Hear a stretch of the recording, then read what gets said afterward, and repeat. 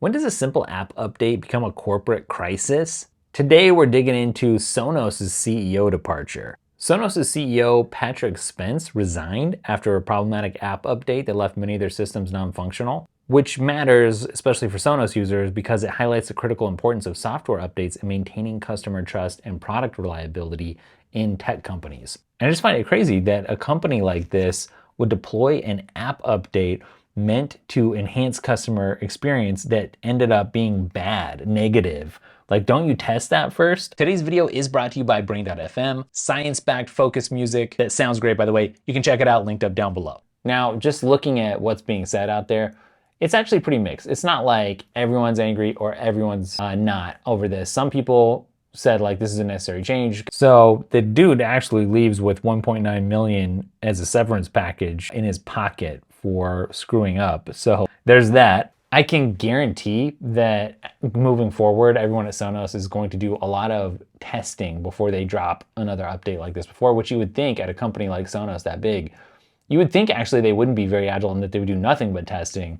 And so that's what's kind of surprising more than anything here is that they didn't do extra testing. But what's really crazy in this, and this is like the eye-popping thing here, why it's worth talking about, is the Sonos stock took like a 16% nosedive after this happened. What's crazy too, though, is that the CEO that's leaving, he did oversee what I think unanimously a lot of people would say were successful product launches.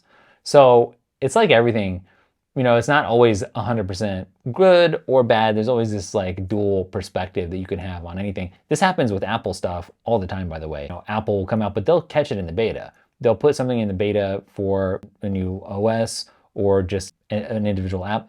And people will be like, that is really awful. And Apple will change that while it's in the beta before it actually becomes baked in and part of the canon, so to speak. The wild thing though is you hate to see self-destruction, right? And so like Sonos is a company, I don't really care about the company, like, it doesn't have a soul or something. But what I'm saying is it's just kind of sad to see some intellectual property that's so recognizable just get tanked for really no reason, because it does come down to trust and reliability. So even though I'm not a Sonos customer at the moment, number one, this doesn't make you want to become a Sonos customer.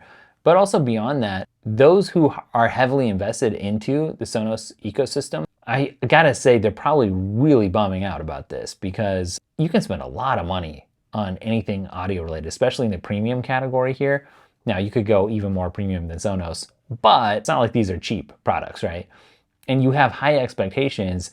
And once you've bought in, you've got speakers like all over the house and maybe even in other places of your life, portable or at work or whatever, then for stuff to go so wrong, not just like a little bit wrong, but like very wrong, where the CEO is like resigning, that can be pretty angering. So if you're a Sonos customer, let me know. If you're not though, still give me your outsider's take on this. What's interesting though is nothing's ever finalized or settled. You can see this in Apple's history as well. Obviously there was a time when Steve Jobs was gone and Apple was doing stuff that wasn't exactly leading to a place of success.